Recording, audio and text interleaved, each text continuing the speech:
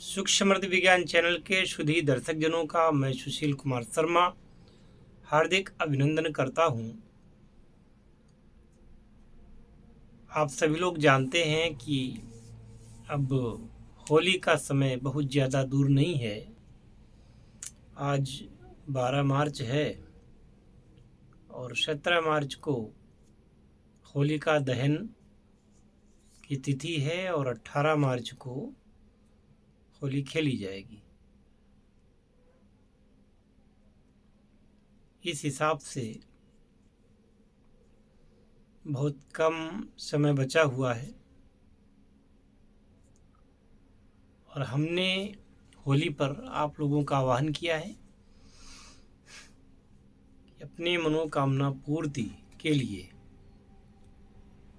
किसी भी साधना को करें। उस साधना को करने से आपके जीवन में एक उजाला अवश्य आएगा, ऐसा कम से कम मेरा तो मानना है। अब आपका मानना क्या है ये अलग की बात है। ऐसा माना जाता है, आदिकाल से माना जाता रहा है कि जब दुनिया के सारे श्रम, दुनिया की सारी चालाकी, दुनिया की सारी होशियारी सब काम करना बंद कर देते हैं, तब ऋषियों द्वारा जो प्रणीत विद्याएं हैं, गोपनीय साधनाएं हैं, उनको करने से व्यक्ति के जीवन में संकटों का नाश होता है और अभीष्ट सिद्धि की प्राप्ति होती है। हालांकि समय बदला, समय बदलने के साथ साथ लोगों की सोच बदली और सोच बदली तो व्यक्ति का चरित्र भी बदल गया। आज से 50-60 साल पहले या उससे भी और पहले 90, 85, 80, 70 साल के जो लोग जीवित हैं, वो लोग चाहे गांव के हों चाहे वो लोग शहर के हों, अगर मेरे इस वीडियो को देख रहे हैं तो वो ज़रूर इस बात को कहेंगे, इस बात को समझेंगे कि उस समय के जीवन में और आज के जीवन में कितना अंतर है।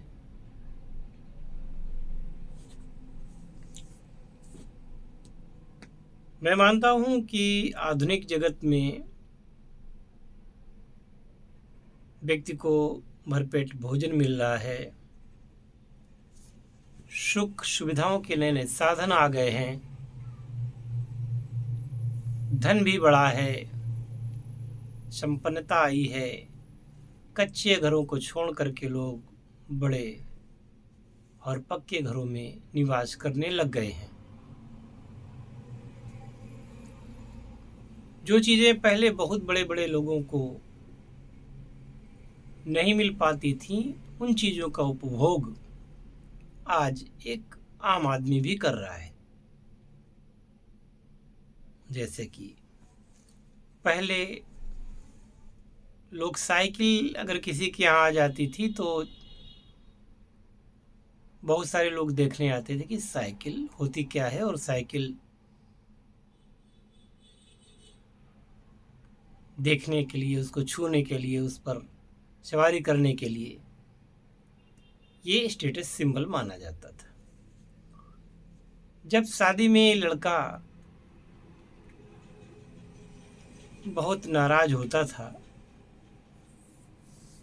तो वो उसको खुश करने के लिए एक घड़ी, एक साइकिल और एक रेडियो यानी ट्रांजिस्टर दे दिया जाता था, और शादी में लोग यही मांगते भी थे, इससे आगे वो मांगते भी नहीं थे।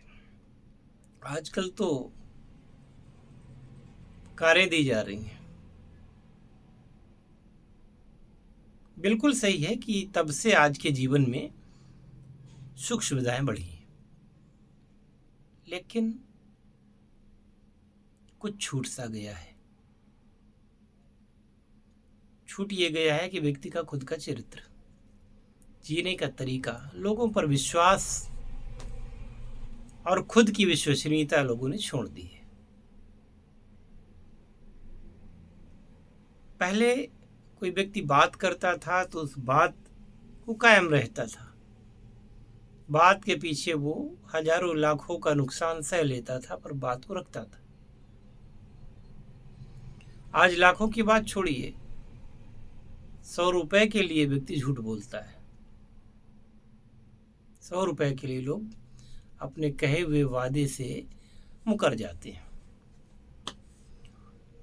पहले एक लड़की, पूरे गांव के लोग उसे अपनी पुत्री के समान, बहन के समान मानते थे।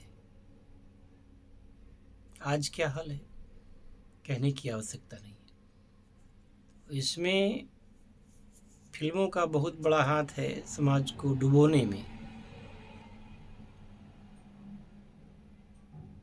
लोग ये भूल गए कि ये फिल्में केवल मनोरंजन के लिए बनी हैं, इनसे शिक्षा लेने की आवश्यकता नहीं है। परंतु जो व्यक्ति देखता है वही सीखता है, और लोगों ने उससे शिक्षा ली। सही शब्द ये होगा कि कुछ शिक्षा ली। इसी क्रम में लोगों ने अपनी साधना पद्धति को छोड़ा, ईश्वर पर विश्वास को छोड़ा, और फलस्वरूप पाप कर्म में निरत हो गए। और जब पाप कर्म में निरत होंगे तो दुख तो मिलना है।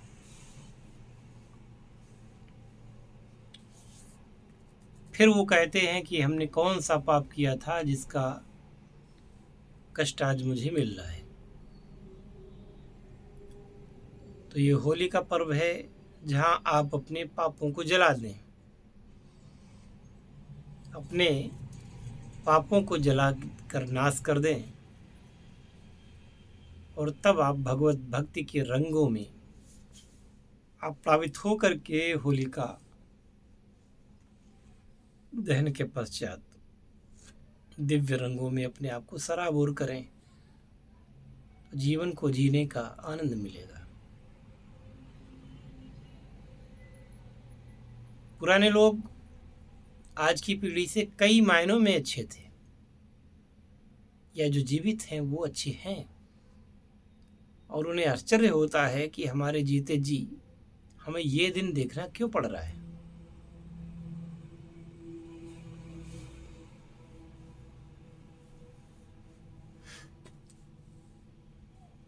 क्यों ऐसी औलादों को जन्म दिया हमने।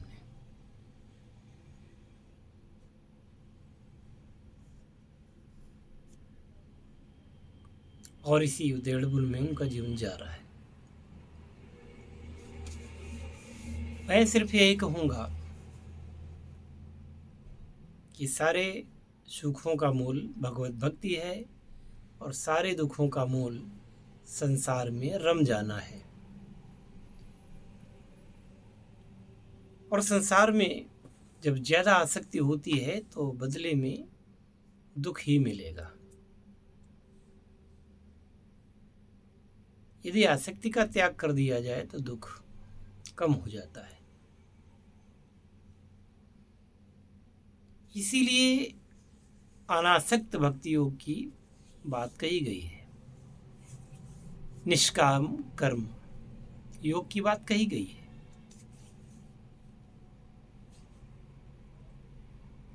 और श्री गीता जी में तो प्रभु श्री कृष्ण जी ने यही समझाया है कि जो भी कर्म करे निष्काम कर्म योग में निरत रहे। और इसी क्रम में यदि आप साधना करते हैं, दीक्षा प्राप्त करते हैं, साधना करते हैं, जरा एक बार साधना को आप निष्काम कर्म मान करके करिएगा, और फिर देखिए कि उसका फल आपको कितना सुस्वादु, कितना सुमधुर और कितना मीठा मिलता है। और इसी के साथ मैं अपनी वाणी को विराम देता हूँ। मिलते हैं अगले वीडियो में। जय शिव शंकर, जय भोलेनाथ, हर हर महादेव। हाँ, साधना के लिए पंजीकरण कराना मत भूलिएगा।